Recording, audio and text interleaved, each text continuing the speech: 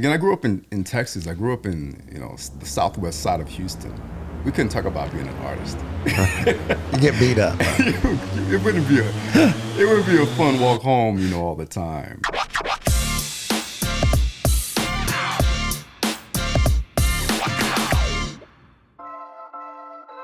Hey guys, welcome to Troy Gramling Podcast. I am so glad you decided to tune into today's episode. And like always, we're talking to folks, all kinds of different folks, really. And today, I'm really excited. Now, let me tell you, if you haven't yet, be sure and subscribe and share the link, whether the audio version or a video version, both on YouTube and Rumble. But today, well, we're going to talk to a Renaissance man. We're going to talk to an artist. Troy Simmons is with us today. Welcome to the podcast. Hey, Pastor Troy, thank you for having me on. Well, it's great to have you. Now, I got to start with, this is my first question. Anybody's done any research on you? What happened to the mustache? I wasn't really ready for that one. The mustache was, what year was that? 2008? 2010, 9 area? When did it go? Let me ask this. When did it go away? It kind of faded out. Okay. I'll keep it like that. So what did your beloved think? She liked the mustache, or was she glad when it was gone? She kind of accepted it either way. She let me be that artist, Okay. So yeah, the mustache was kind of in and out, and sometimes it actually comes back, It's all about a twisting thing. I mean, I brush it out and twist it back up. Yeah. It comes and goes. So you folks online, if you got a video version, if you're listening to audio, you need to go to Google and you need to Google Troy Simmons, and I'm sure, incredible mustache, incredible. Instagram, you can go back to some old images there. I still have an old image of me with the mustache. So it's impressive. So when I saw you again today, I'm like, oh wow, we got a different look going on. Yeah, traditional beard, keeping it simple. That's at least you see. I can't grow. This is all I can do. Okay. I can't. I don't have any hair on my arm. I can't grow any hair on my face. Yeah. My kids all can, but I can't. Well, just put a little what is it? A little polish there, and just kind of fake it. It'll come in a little pretend bit. It. Let's just pretend a little bit. Yeah. Now, if you don't know, we both have the same name. Yeah. You're Troy and I'm Troy. Yeah. Now, I'm going to tell you, my name, I actually have a cousin. My name's Troy Dean Gramling. Uh-oh. And I have a cousin whose name is Troy Dean Gramling. Okay. And it's not just a distant cousin. It's my first cousin. Okay. It's my dad's brother's son. And I was born in Michigan. And my mom, when they named me, my dad named me, she didn't know that I had a cousin. Then we moved to Arkansas, and she discovered that not only does my cousin have the same first name, we have the same exact name. Wow. And eventually we went to the same college. And when I was registering, and they said, well, you can't register, you've already graduated. Okay. And I'm like, well, if you'll give me a copy of that diploma, I won't register. I'll just go and be good. So how did you end up with the name Troy? I would love to say it was all from this total Greek mythological episode that happened, and my mother was reading a book, and it was all about this whole battle in Greek mythology. But actually, I'm a junior, so it's my father's name. So I'm carrying that entire Troy Wayne Simmons Jr. I'm from Texas, so the Wayne is in there. So it's Troy Wayne Simmons Jr. I don't know if many people know that, so I usually don't put my middle name out there. But if you're doing it, let's go ahead and let the whole thing. Now, is your dad the same? Same exact. Troy Wayne Simmons. Wow. Is there going to be a third? No, I don't think so. I keep begging my kids to name their kid after me, and they won't do it. I'm 48, so I'm kind of no kids. I had a dog that really took my life on and really occupied my time, and my wife and I came to that decision where we were just kind of living our life at this moment, and we'll see what happens.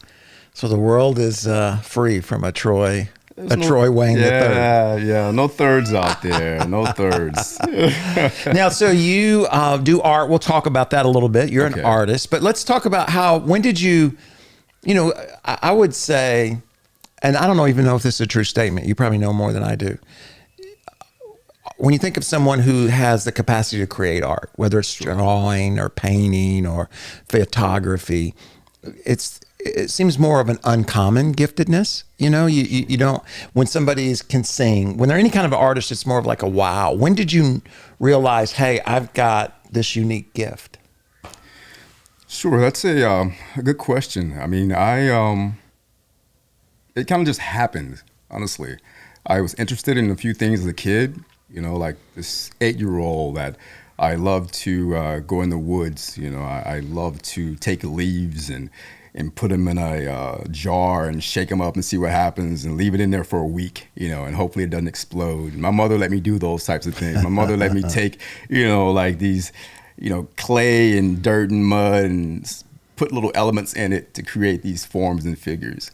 And, I didn't really, growing up in Texas, it wasn't in our conversation, art wasn't there in the conversation. So I kept traveling through life, chose other paths, and I had this piece of wood that I picked up from my grandfather's farm.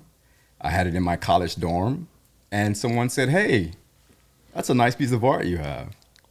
And I was like, "Oh. Okay, that's just the stick that I've been playing with since I was a kid, and I've been like gluing it and sticking it together, making these forms out of it." And so, it was like, I guess that moment when it was, like, hey, you know what? I'm in school studying environmental science because it's where that's my mind, that's where my mind was going. But the whole time I was creating this thing to keep me happy as a kid, keep me happy through my college, keep me happy through my, my years of growing up. And it just turned into something, and from there I was like, well, let me explore this thing a little further. And it became my passion in a way. It became this little monster that sat on my shoulder while I was in environmental science classes, thinking about being creative and what to do in my life. Wow. So did you graduate with environmental science, or did you change? So this is what happened with me. During this time, environmental science, this little thing that got on my shoulder, it was like, oh no, what are you doing in environmental science? Why are you doing this thing? I started working for a lab tech. I was working as a lab technician after my school. And I was working at a water treatment company, and I was doing the studies on specimens that were like coming in from raw sewage water. And I was a lab tech, still in school. I guess it was like an internship, keep it that simple. And it was like those points were hitting me. I was looking at these microbes and thinking about what I'm studying and noticing that, the level of the pH levels haven't changed much, and I'm getting really bored. So I started seeing the microscope and the bugs I was seeing, or the microbes I was seeing, as like this other world and this art world. And so I left the school. I talked to my mother. I was like, hey, look, I don't think this is for me. I need to figure something else out. I didn't say art because that wasn't conversation to have in Texas in the 80s and 90s. Right. Art was like not the word to talk about, especially not where we grew up. You don't talk about art, what is that? What are you talking about? So I figured I should step out of school. It was in my last year, and decided to go like, hey, let me do something more creative. And I went back to school for architecture. Okay. Yeah. So what is your art called? My art is really, and it's kind of hard to put it in a category, unless you actually see the work. I would call myself a sculptor. Okay. So I'm a sculptor and a multimedia artist, and the material and the pieces and work that I put together is just a visual language that I've developed to talk about my life and to talk about things that I've experienced, all the way back to, times as a kid growing up, and coming between Houston, Texas, and a little small town in East Texas, all the way to my experiences in environmental science, those little bugs underneath the microscope, all the way into my architectural world, and working for a design build firm, to washing cars for Enterprise Rental Company when I was in between my schooling.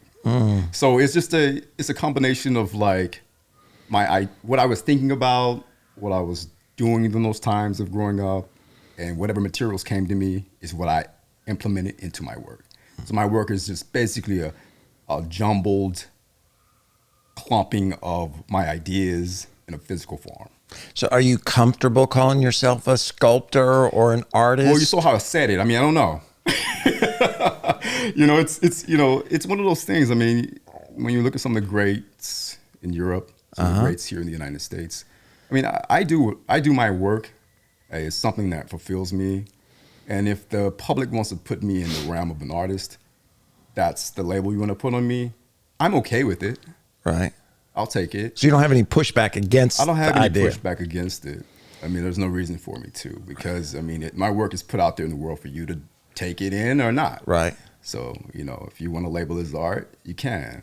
Do you think some of it's the way you grew up? I mean, the mindset that, that an artist or a sculptor, Yeah.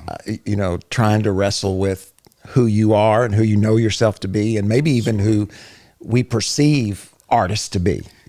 And I think that's more of what it is. Again, I grew up in Texas. I grew up in, the southwest side of Houston. We couldn't talk about being an artist. You get beat up. Huh? It wouldn't be a fun walk home, all the time, So, it's one of those things where, like it wasn't something we were exposed to. Uh-huh. So therefore, if you're not exposed to something, you don't really know about Right. it. So therefore, you don't, try to be in that world. Right. So right. I knew the San Jacinto Monument. I knew that. I knew the battles of the Alamo. I went to those museums. But as far as living artist and really having someone to aspire to, I didn't have that because I wasn't exposed to it. So I was just on my own world, creating what I felt like was something I wanted to do to fulfill myself. Do you remember the first time that you were paid either to design something or someone purchased one of your pieces? Yes, I do. I mean, it was a museum. Actually, it was called the Red River Valley Museum, and it was in the Panhandle of Texas. It's north of Dallas, and they brought me into their museum. They chose two of my works, and I actually won a gigantic prize of $800. And I was amazed. Wow. And it was just because they really loved the work. They felt like the work was inspiring, and it was a museum. It was a small museum. Again, Red River Valley Museum. Right. I give it to them. I forget the year, maybe 98, maybe 97, somewhere around there. And it was just one of those things where they were just like, "Hey, I love the work. Wow, this is interesting." And I was working in a wood material. So yeah. Wow. That was my first time really. And I say, okay, now I'll claim that. It's artist official role. now. It's official. Let's go. Yeah. So now, if folks who are listening, especially, would love to see some of the things you've done, where can they go to see some of the sculpture, some of the pieces that you've put together? Yeah, sure. So I'm based here in Miami, and I have a public work that I've done with a developer in Wynwood. And that's on 2nd Avenue. They're in the heart of Wynwood. It's across the street from a really popular coffee shop called Panther Coffee. Oh, yeah. And it's right in that area off of 2nd Avenue. And that's one piece, so large-scale installation I did for the developer there. And also I did another local project here in Miami at Opelika Airport for Bombardier, which is a private jet manufacturer. That won't be so easy to get in and see unless you have a private jet and you're flying into Miami. Right. You might experience the work, but it's kind of a private setup. But I do, sometimes we'll have tours of people that go through. Right. I'm currently with Fred Snitzer Gallery, and that's also located here in Miami. And he shows my work during Basel. Okay. So, And what about your digital art?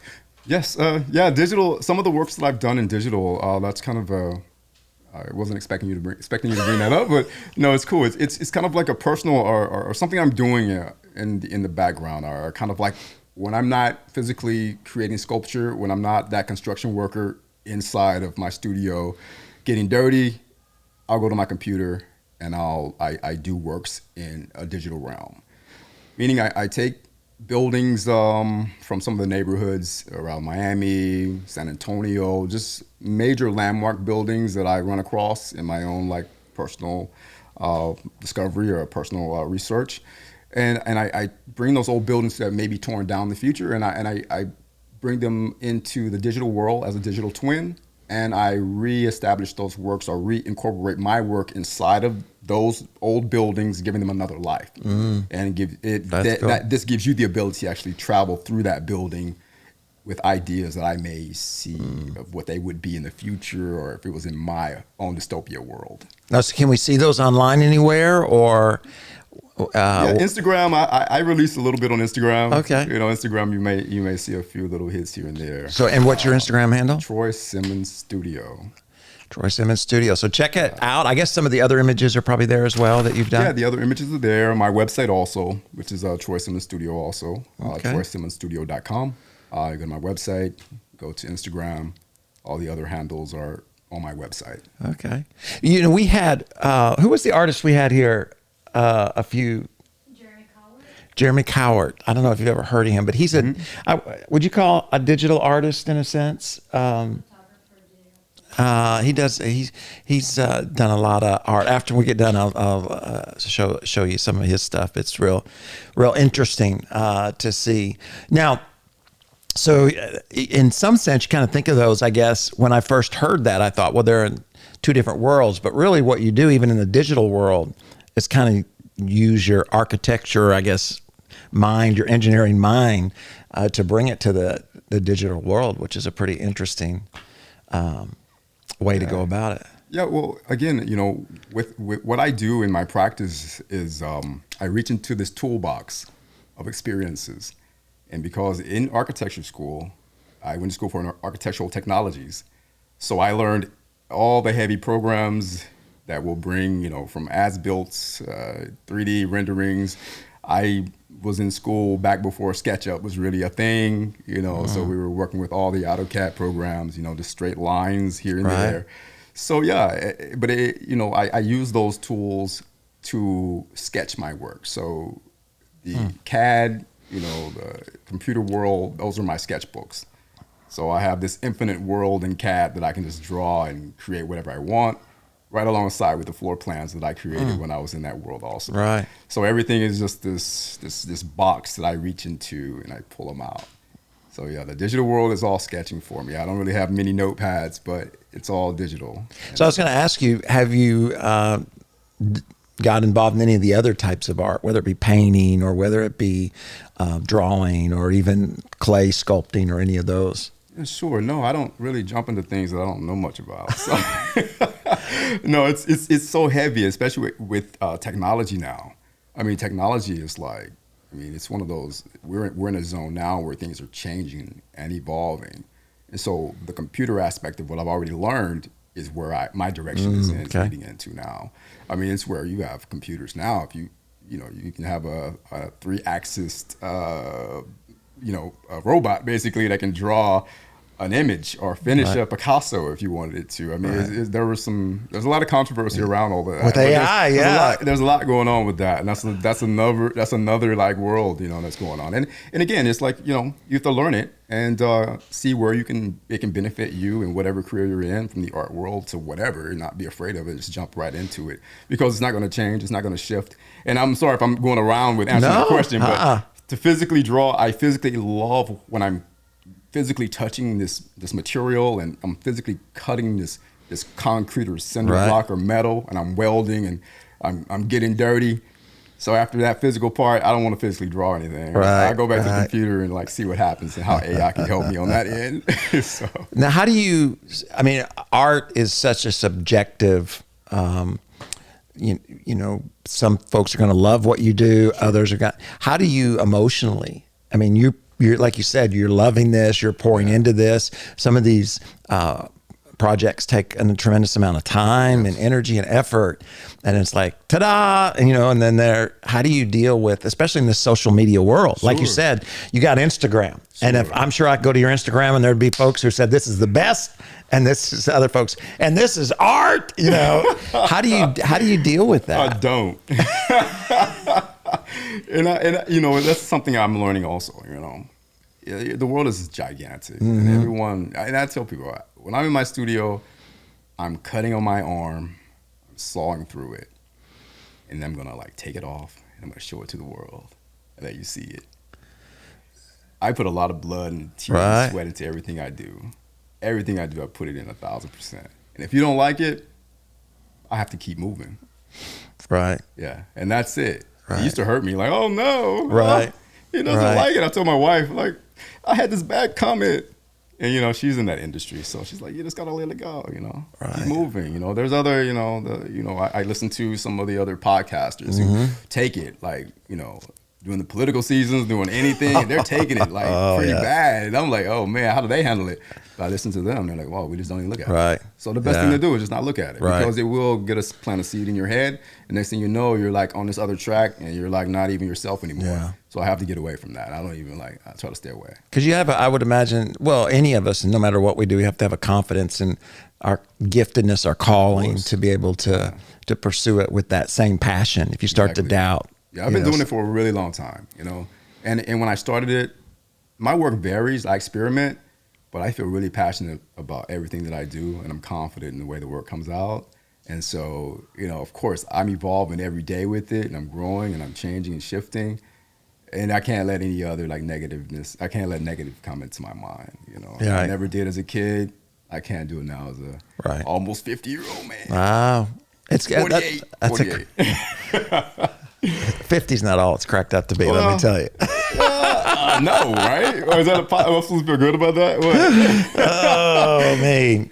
So let me ask you, what role when you think about? Because I'm sure there are folks listening or watching today that are inspired to do something. They have dreams and they want to accomplish it, and there's that tendency to hesitate. To almost put our own roadblocks in the way from ever accomplishing it. I mean, I know you could have easily done that, as we've already talked about with where you grew up and everything. Well, what role, for example, does your wife play and other people in your life who've been an encouragement to you in those discouraging days, or especially in the beginning days, or even today when something doesn't go the way you hoped it would go?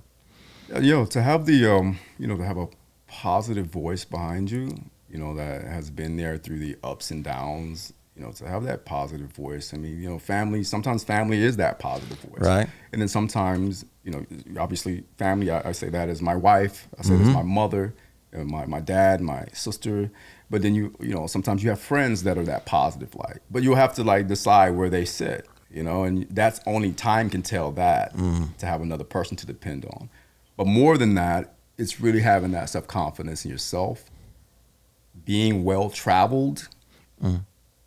And I think you can learn yourself in travel, exploring, things that are opposite of you, exploring things that are unknown to you.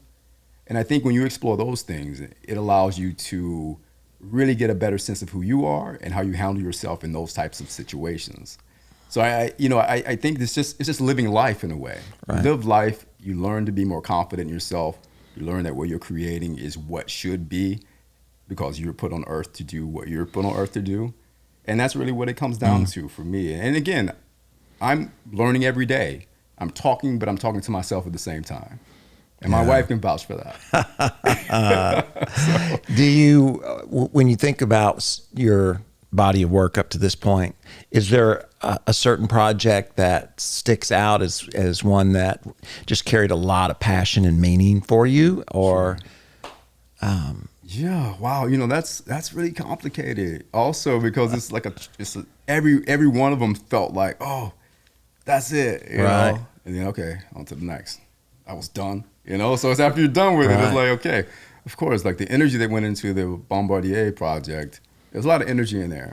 There's a lot that I was trying. I wanted the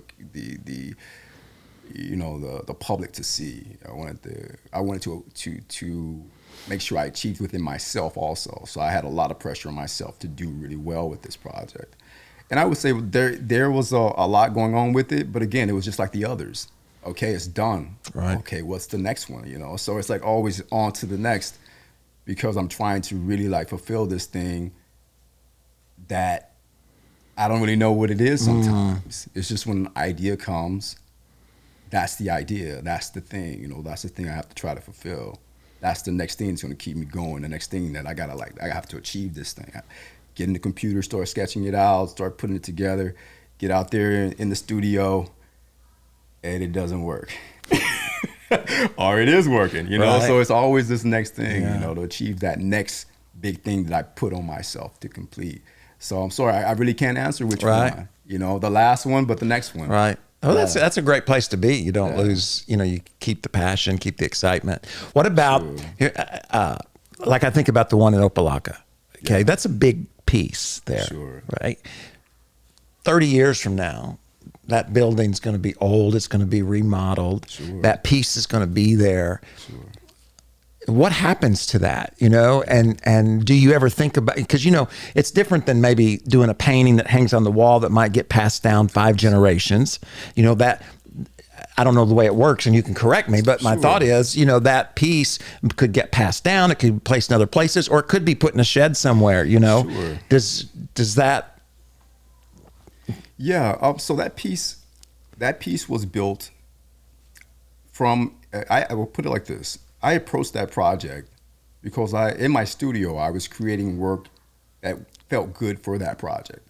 So in 2018, I created this piece called Vortex. Vortex was this amazingly beautiful piece that I created that protruded off my wall. It sits in my studio, just my own personal piece. Some people have asked to purchase, but I haven't sold it. It's been in a few shows, but it's not a selling piece. Right. To circle back to Opalaka, that's what inspired the Opalaka project, the piece at Bombardier.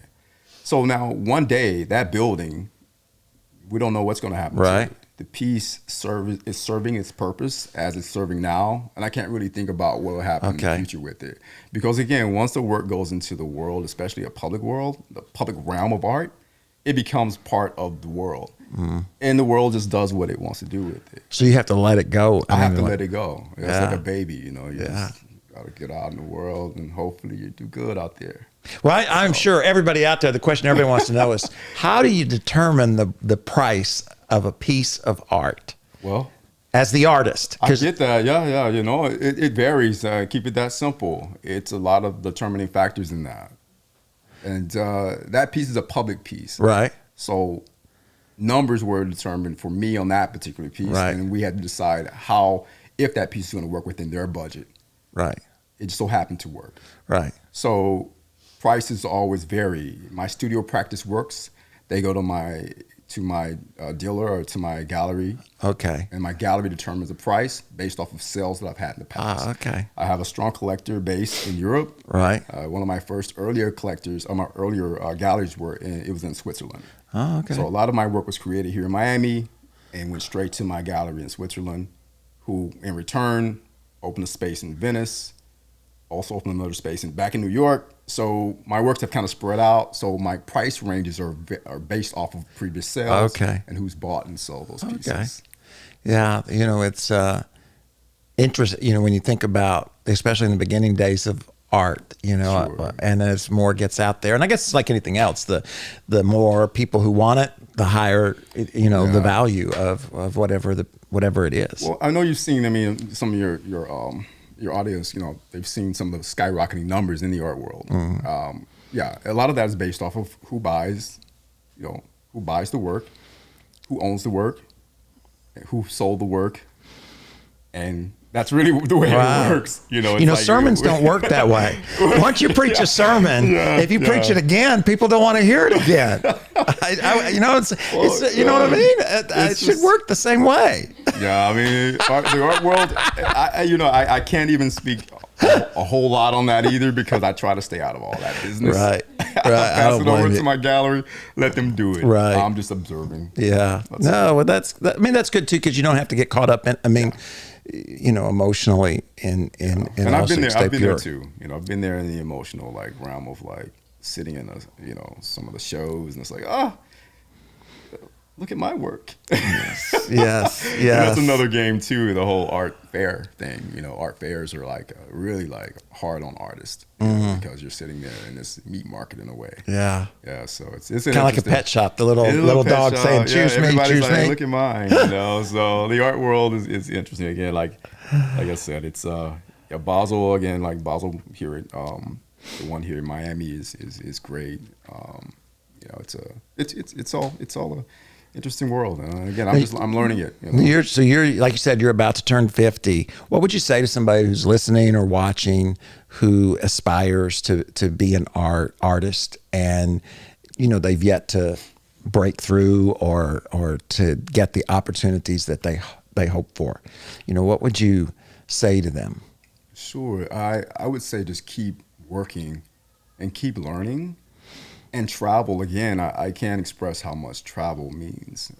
Travel and putting yourself in situations that you're not used to and accustomed to is going to broaden your work. It's going to broaden what you think. It's going to broaden like what you're experiencing, and therefore your work is going to show through that. Obviously you got to learn different techniques. You have to have your own like skills that you want to put together. I taught myself to weld. Right. You have to know. You have to have the physical. How to do certain things. You have to know how to draw if that's your medium. Right. You have to know how to use the camera if you're a photographer. But as far as like what to capture, what to draw, and how to like capture it and bring that into the world that as you want it, you need to travel. You need to learn things, open your mind. Right. Just say read a book, but go to YouTube. You know what I mean? Right. Obviously read books, but go to YouTube. Travel, put yourself in physical like situations. What's your favorite place you've ever been? Oh wow, the favorite place I've ever been. Well, I'll tell you what changed my life. Okay. Traveling to Germany. Okay. With my wife's family. Ah. Yeah, and that was like, I'm a Texas boy. I've only read about Germany. I just thought I knew what I was going to experience. And to sit there with my wife's grandfather and grandmother, who didn't speak English, to understand that they were giving me love. Right. It was like something that I didn't experience or didn't expect. I didn't know. I didn't really understand. I didn't understand until you felt it, until I was there and really felt that community, to feel like this lovingness was there, but it felt so harsh and hard because of what I thought from what I read. Right. And the good food didn't hurt either, did it? Oh, good food was definitely one of those things. And we go back often, and oh my goodness, man, the food is like amazing. I played basketball over there a little bit, and then we did I forget, we were doing some series here, and we traveled. Well, we went to the military base, and we went to Frankfurt.